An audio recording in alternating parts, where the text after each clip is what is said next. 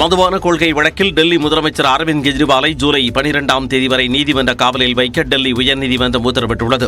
டெல்லி மதுபான கொள்கை மாற்றப்பட்ட வழக்கில் பணம் கைமாறியதாக அமலாக்கத்துறையும் சிபிஐயும் வழக்குகள் பதிவு செய்தன. இந்த வழக்கில் ஏற்கனவே அமலாக்கத்துறையால் கைது செய்யப்பட்ட அரவிந்த் கெஜ்ரிவால் திகார் சிறையில் அடைக்கப்பட்டிருந்தார்.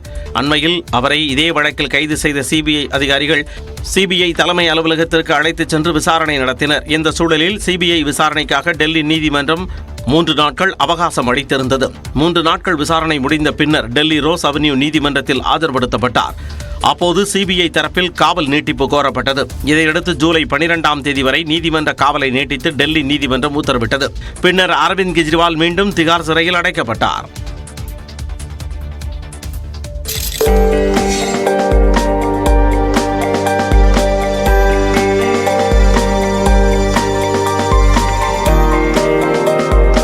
நடமாடும் நகைக்கடையான இவர் மதுரை வரிச்சூர் செல்வம் அல்ல, பீகாரின் பிரேம் சிங்.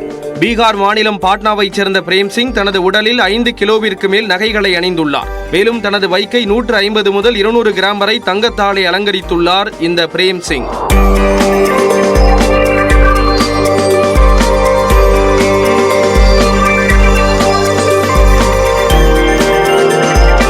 நகையை வீட்டில் வைப்பதற்கே அச்சப்படும் சூழலில் நிதிஷ்குமார் ஆட்சியில் பீகாரில் திருட்டு பயம் இல்லை என்று பிரேம் சிங் கூறுகிறார். प्रत्यक्ष की प्रमाण की जरूरत नहीं है, अब आपके सामने है और प्रत्यक्ष की प्रमाण की जरूरत नहीं होती है. माननीय मुख्यमंत्री नीतीश जी का सरकार है. கோடிக்கணக்கான ரூபாயில் நகைகளை வாங்கி அணிவது தனது பொழுதுபோக்கு என்று பிரேம் சிங் தெரிவித்தார். இவரை அம்மாநில மக்கள் அன்போடும் சற்று பொறாமையோடும் தங்க மனிதன் என்று அழைப்பது குறிப்பிடத்தக்கது.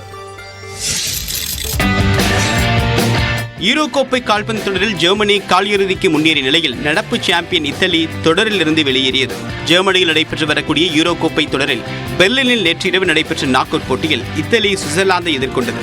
ஆட்டத்தின் 37வது நிமிடத்தில் சுவிட்சர்லாந்து வீரர் ரெமோ இடது காலில் அட்டகாசமாக கோல் அடித்தார். இரண்டாவது பாதி தொடங்கிய முதல் நிமிடத்திலேயே சுவிஸ் வீரர் ரூபன் வர்கீஸ் மற்றொரு கோல் அடிக்க 2-0 என்ற கோல் கணக்கில் வென்று காலிறுதிக்கு முன்னேறியது. இதைத் தொடர்ந்து நடைபெற்ற மற்றொரு போட்டியில் ஜெர்மனி டென்மார்க்கை எதிர்கொண்டது.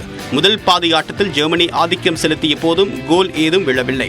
இரண்டாவது பாதி ஆட்டத்தில் டென்மார்க் கோல் அடிக்க அதை வீடியோ மூலமாக ஆய்வு செய்த நடுவர் ஆஃப்சைடு என்று அறிவித்தார். இதனால் டென்மார்க் வீரர்கள் ஏமாற்றம் அடைந்தனர். ஆட்டத்தின் 55வது நிமிடத்தில் கிடைத்த பெனால்டி வாய்ப்பை பயன்படுத்தி ஜெர்மனி வீரர் ஹேவர்ட்ஸ் முதல் கோலை அடித்தார். 68வது நிமிடத்தில் பின்கல வீரர் தந்த பாஸை பெற்ற ஜெர்மனியின் மூசியாலா தனியாளாக கடத்தி சென்று கோல் அடித்தார். இதுவே ஜெர்மனியின் வெற்றி கோலாக அமைந்தது.